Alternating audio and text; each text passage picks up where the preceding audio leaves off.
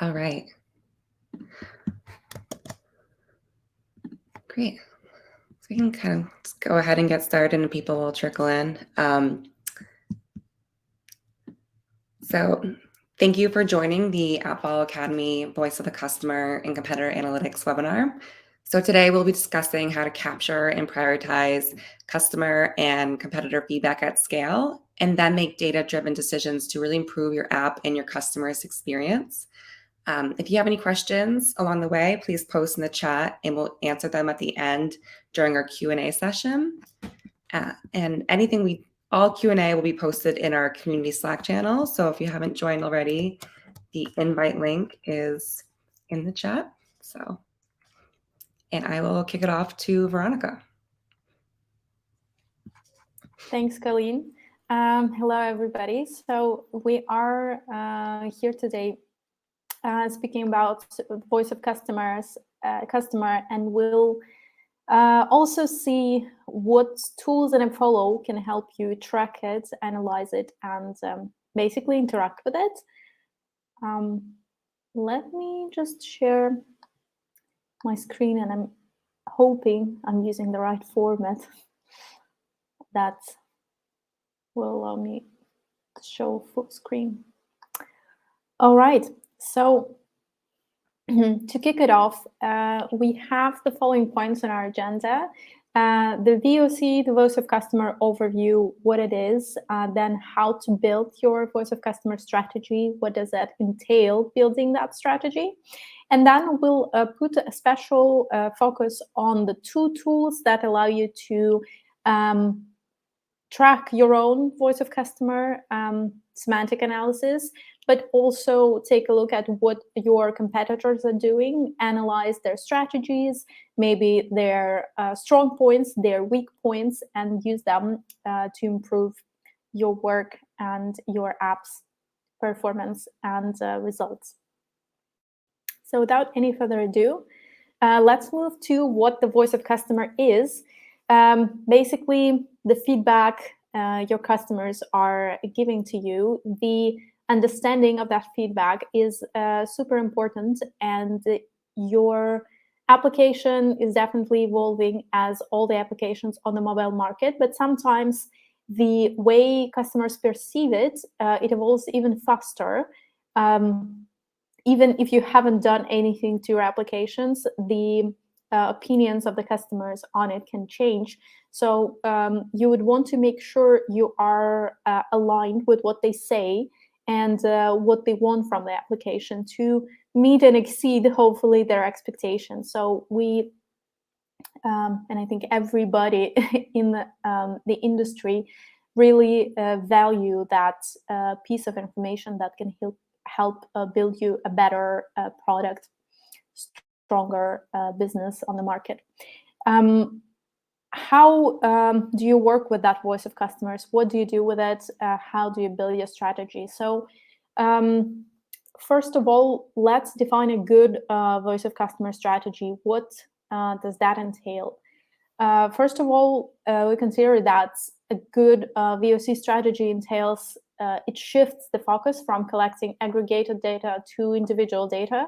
So, of course, we move away from simply gathering positive and negative reviews and analyzing what is a major part, what is a minor part.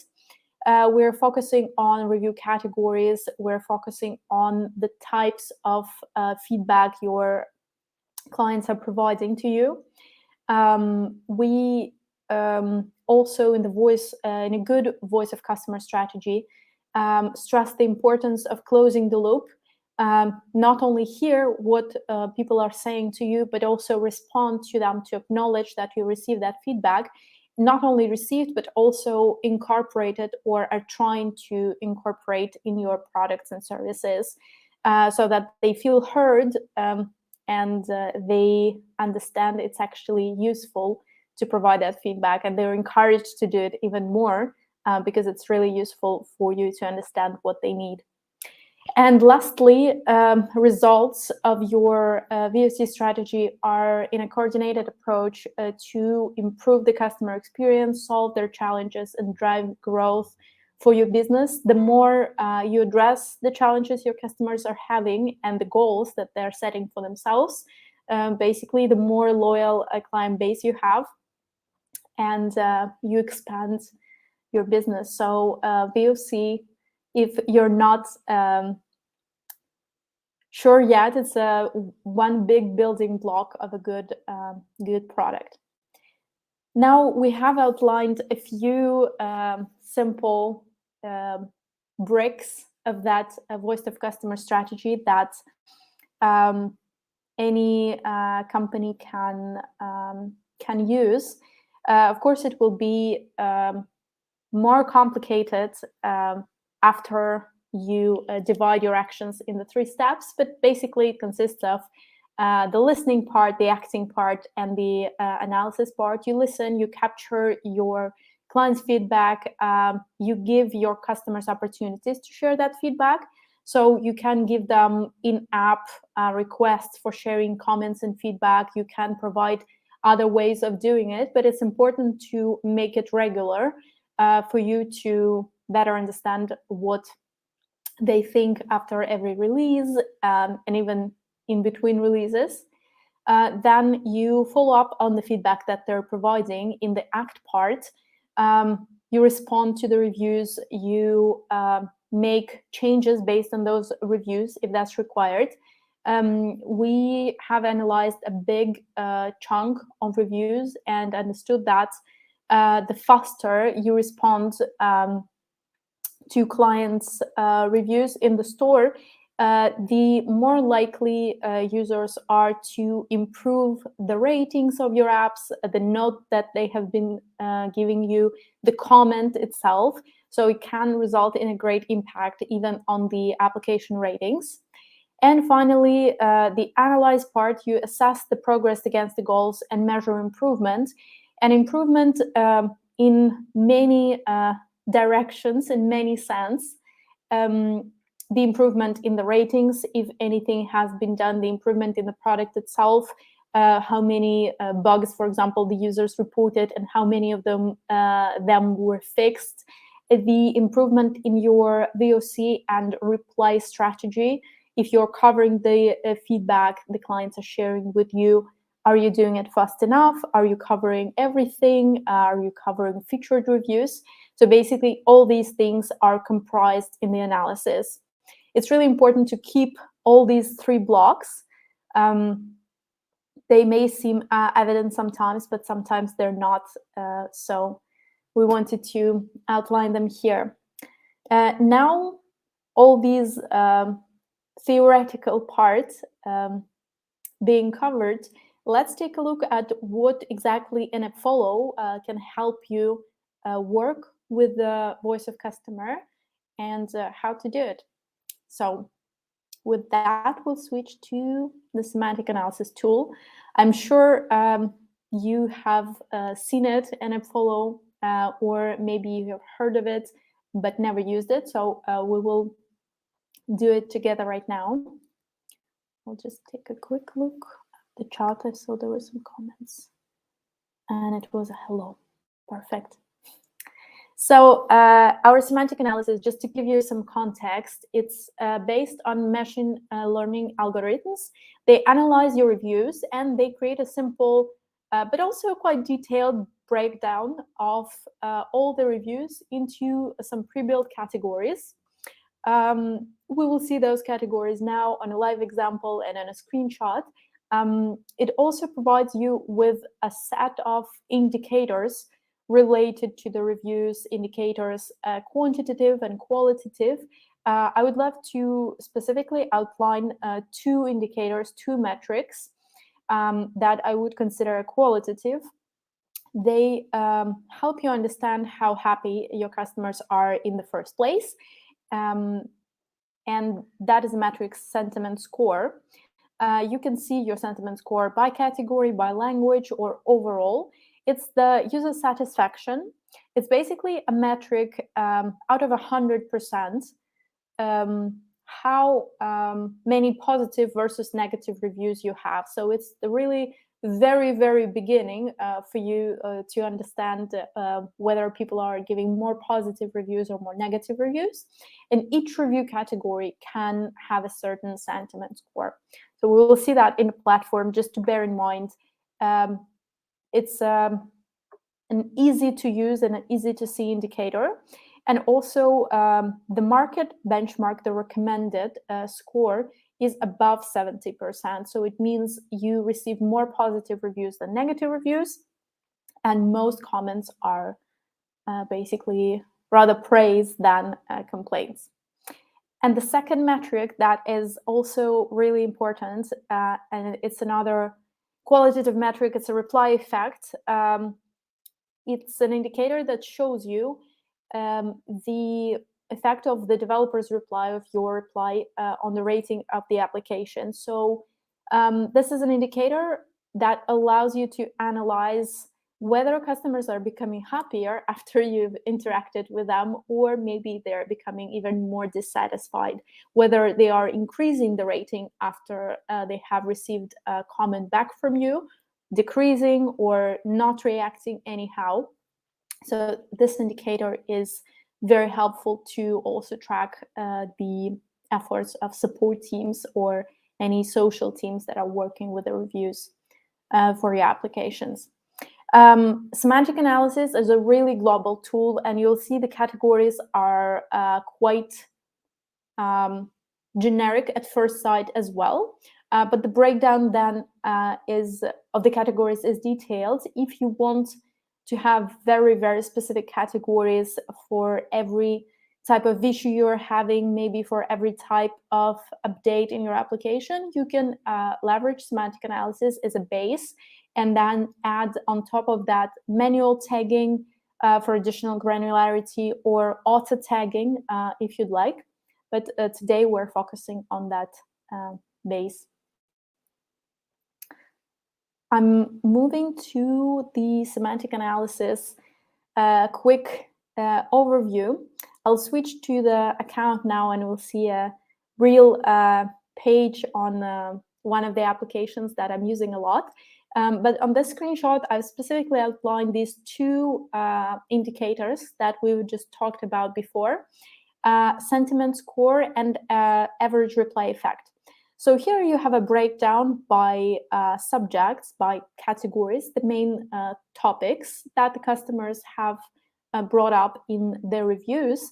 And every category you can see here contains a certain amount of reviews, and it also has a sentiment score. So monetization topic here, report a concern topics, they have really low score. Customers are very unhappy. They are leaving only negative feedback. For the bugs and user feedback, it's not so bad, but it's, you can see, much below the recommended indicator of 70%. The reply rates are quite high here. So the team managing this application is responding to reviews, but it looks like the reply effect is not that great. Users are not really changing their reviews for better or for worse here. So it means the reply strategy could be improved. Now, I hope you're curious to see how it actually looks like in the tool. So I will share a different screen with my AppFollow account. While I'm doing that,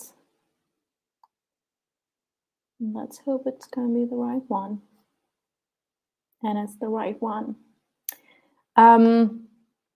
I'm in my AppFollow account right now. You recognize the interface, I'm sure, just to provide you with a way to find that feature in the account.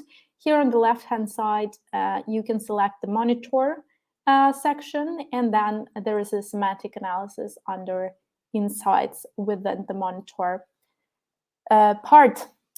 Here, I have selected one of the applications that I'm using a lot because I love films, movies. I watch many of them. It's a streaming service, Mubi. I wonder if anybody present on the call is using any streaming platforms as well. Let me know in the comments. Let me know if you know Mubi. Maybe it's not something that many of us here are using. And we're going to look at the examples from that platform. So at the beginning, you select the application that you would love to analyze. Then you select time frame you would love to cover. You can select a specific language. By default, the languages you have, they're all analyzed. Or almost all. We have a set of, I think, about 20 or 30 languages our semantic analysis is processing. If you want to upgrade the set you have in your account, you can always contact your account manager and they will see whether the languages you're interested in are available. So you can select the language here just for the sake of having more examples. I'll keep everything. And then you can also filter by release version if you'd like. But here we're interested in everything. So on the top here, you have the most important indicators, the quantitative metrics, just how many reviews are processed by semantic analysis, what's the overall sentiment score in your application. Here it's not bad, 63, it's quite close to 70, not there yet, but customers are not in complete distress. Average review rating is 4, which is also not that bad. And then bug reports is the category that we've put on top because knowing about the issues your application is having is really important. So here it looks like it's a major part of the feedback. So you have that indicator, and you also have the percentage comparing the results to the previous period, the same time frame in the past. So it looks like the bugs have increased, and the bug reports your users are sending you, the number of them have increased. Finally, the other number we have here is reviews to reports, which is a great and very important indicator because these reviews are either nonsense or offensive, and it's best to report them to the store. You can also very easily do it within AppFollow, which allows you to clear your basically app store from them if your report is satisfied by the store. It usually is if it's a really offensive reviews or if it's really nonsense not related to your application. So the semantic category bit is something that I really like because it's pre-built.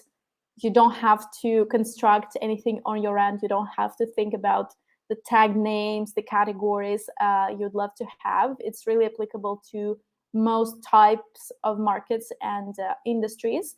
We have the bug category, user feedback category, monetization, and report a concern. So as the name suggests, bugs, everything related to your platform not functioning or having errors. User feedback is a category that's really important for the product teams to analyze what the customers are requesting. Maybe they have some meaningful comments and feature requests. So this is really a user feedback based on our experience is something provided by engaged users, not only people who notice some malfunctioning, but some suggestions on what they would love to be improved. Then monetization, these are reports related to pricing, to the subscription model you have, maybe to the advertising if you have it in your app, and then reporting a concern, something offensive or spam reviews. They may seem generic, but don't be fooled. If we switch to one of those categories, it gets much more granular. So user feedback, my favorite category. We'll take a look at that. It provides you with an even more detailed breakdown of reviews related to feature requests. We'll look at them now.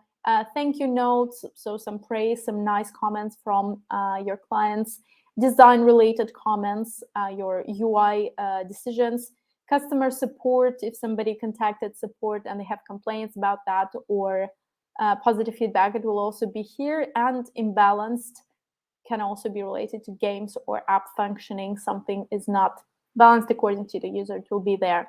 So for each of those categories, for each of those buckets, you have the number of reviews, you have the sentiment score, so how negative or positive the comment was, the average rating per category, reply rate, and the average reply effect. Again, the reply rate here could have been better, especially to feature requests. It is important to acknowledge that you're listening to your users and that you consider implementing their feedback, or maybe it's already on the roadmap. Customer service imbalanced as well, especially for the reviews that are clearly that have clearly a negative rating. It's best to react to that. So best to improve those metrics, but at least you can see how it's performing now. And then again, the average reply effect, we don't see anything here, which means the strategy could be improved, maybe different wording or just a higher coverage. If you're curious what exactly your users are demanding, simply click on the category. You will be redirected to the page where the actual reviews are, and you'll be able to read the text.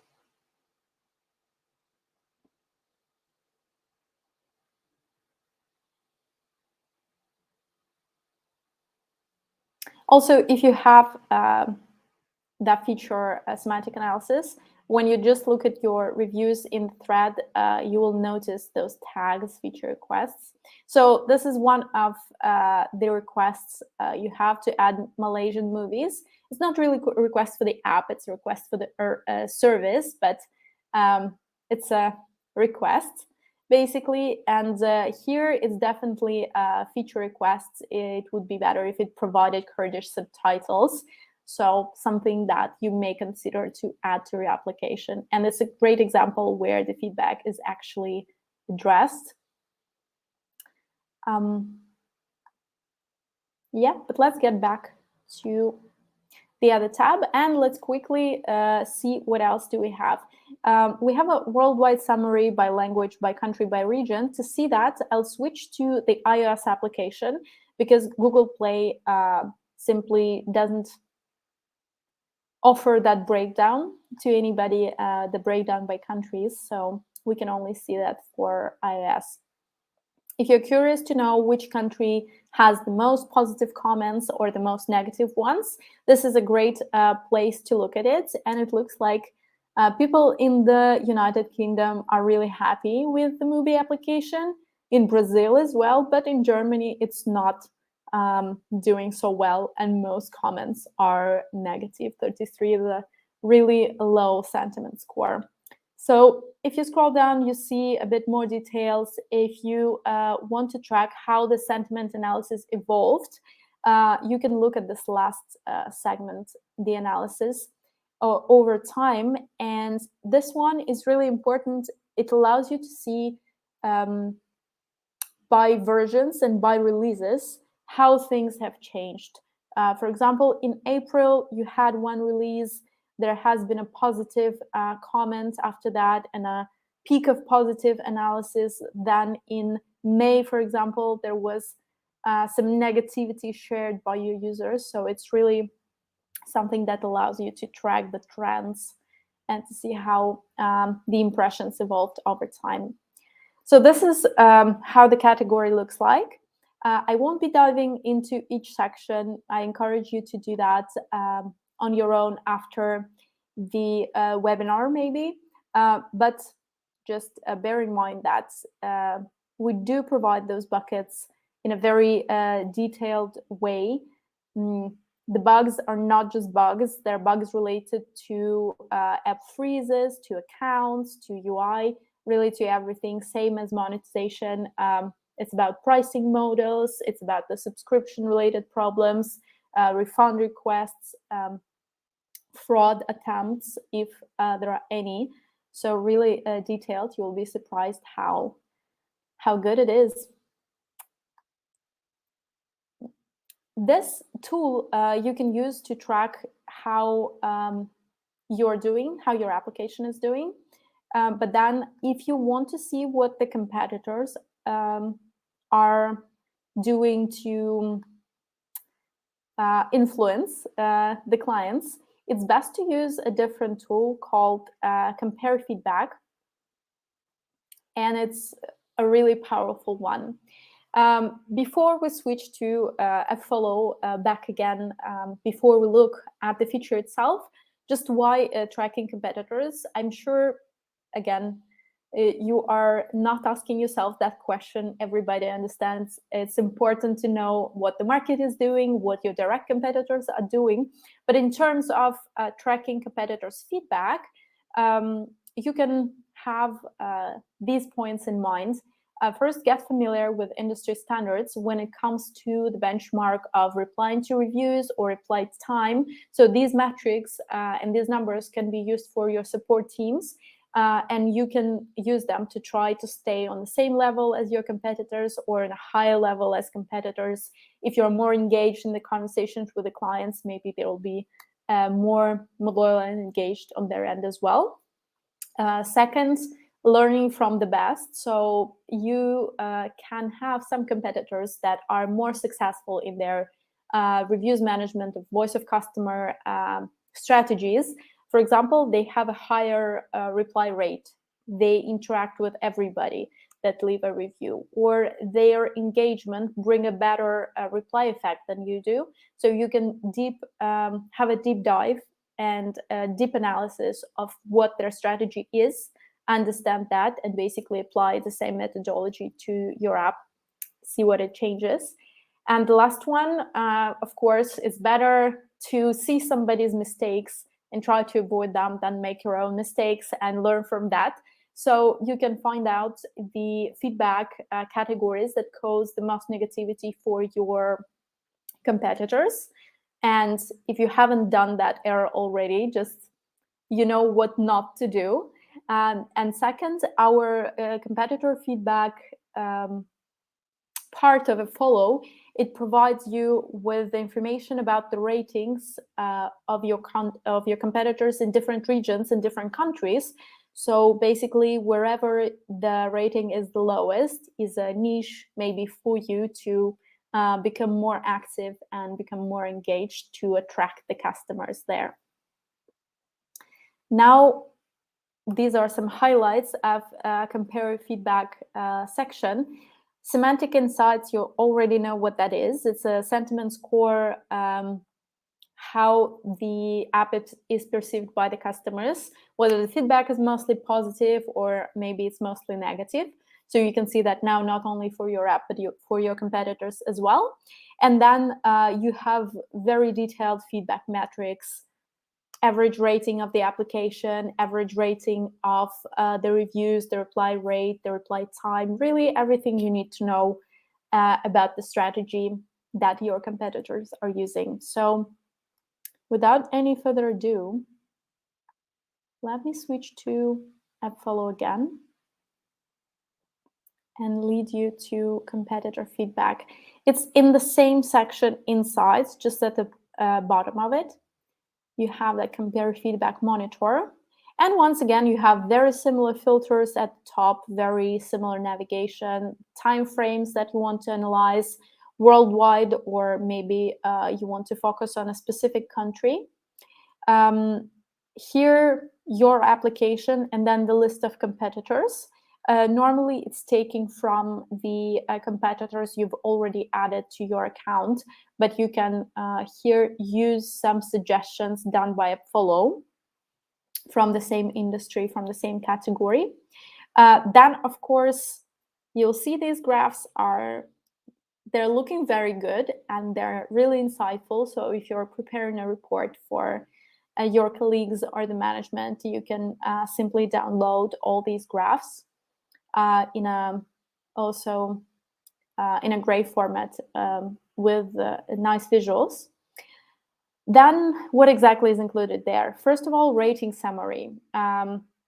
It's specifically for the period you've selected, how your applications are doing, what's the average rating you have for that period. So we can see Mubi is doing really great. A 4.7 is a nice result. Netflix is not so popular.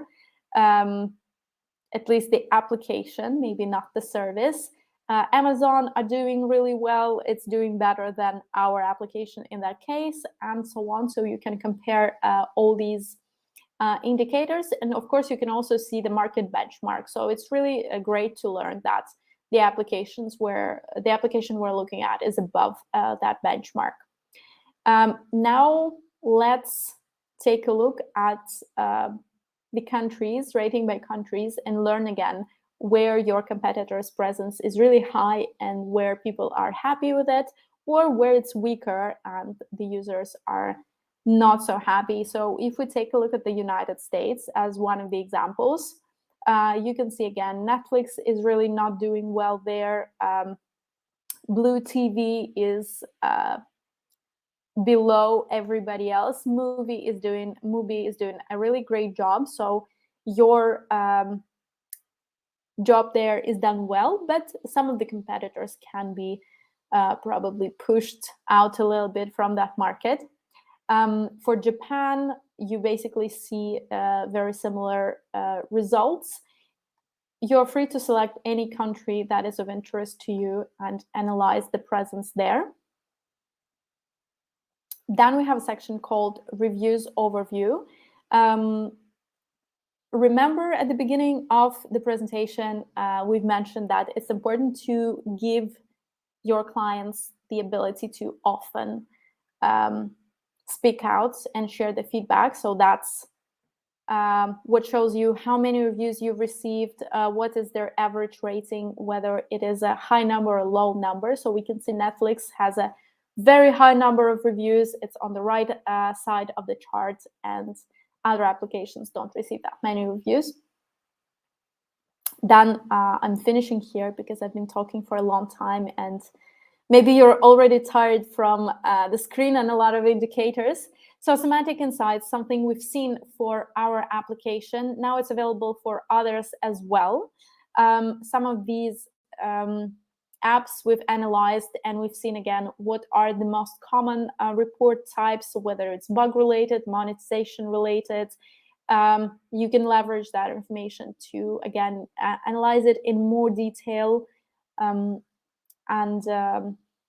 see what people are talking about for your competitors. And then the feedback metrics, it's a combination of qualitative and quantitative data.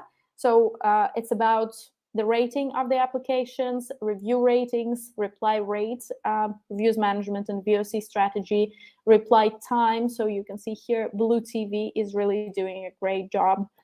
In terms of reply time, they're replying really fast. However, we would recommend to reply to reviews in less time, within 48 hours, ideally within 1 day, but they're above everybody else. And that's not all. We have a very, very detailed table allowing you to see how many reviews were updated, how many reviews had a reply effect, what kind of reply effect it was. So it's something that you can tweak yourself and analyze basically all these indicators, use them for your advantage over competitors. So I'm going to stop here. Now it's been a lot of information and a lot of things. Let me know if we'll need to focus on anything specifically, or if you have any questions. Thank you, Veronica. Any questions can be posted in the chat.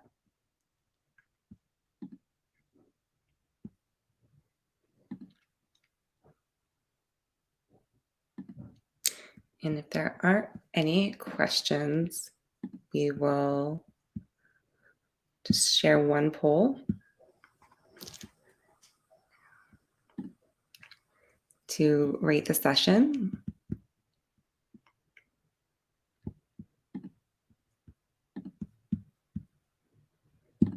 Oops, sorry, 1 second. My screen's giving me a hard time today.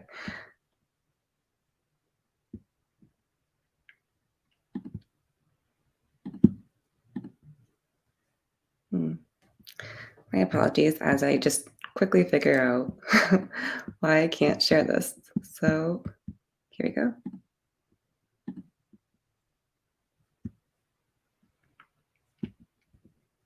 So if you ranking the session, just so we get some feedback, if this is the type of content you're interested in viewing and what your overall impression was with the content that we shared today.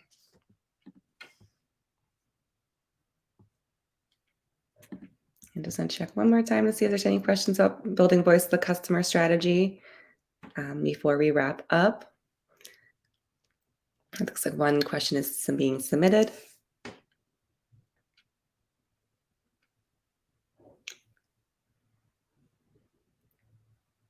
Cool. Here we go. How many competitors can I add to my analysis? So for competitor analytics, how many competitors can we track? And if we don't know the answer today, because that's a really good question, we'll circle back with feedback from our support team and post this response in our Slack community channel. So again, if you haven't joined already, it is posted in the chat for the invite link, and all follow-up Q&A will be posted there. I'll definitely follow up on this question about the exact Great. number. Donna actually answered, so yeah. Up to 30. Thanks a lot. Yeah, thanks, Donna. And then Anna Maria is wondering, is there any way we can influence the semantic tags? You actually can. Not directly though, but by reporting to us incorrect tags. The categories themselves, no, they're pre-built. If you want to have different categories, different types of segmentation, it's best to use auth tags, where you're free to create those categories yourself, or maybe manual tags, you define really everything yourself. But you can influence how your reviews are getting tagged with semantic tags. For example, you're looking at the review, it's tagged as a feature request, but you would consider it rather a complaint or rather as positive feedback. You can use the option report a semantic tag. Maybe I have it on my screen. I do. I'll share with you. And we use it to improve our machine learning algorithms so that next time you're seeing only the correct ones. So it's right there on your feature semantic tag. Cool. Anna Maria, we can follow up with support if you are receiving errors and get you in contact with that team following this call or webinar, sorry. Great. And I will leave it open for a couple more minutes for questions. Okay, these screenshots, great. Okay, if there are no more questions, we can wrap up the event, and you'll receive a recording as well of this webinar too. So we look forward to seeing you in future webinars and appreciate you taking the time to join today's session. All right, thank you. Thank you, Veronica. Thanks, everybody. Take care.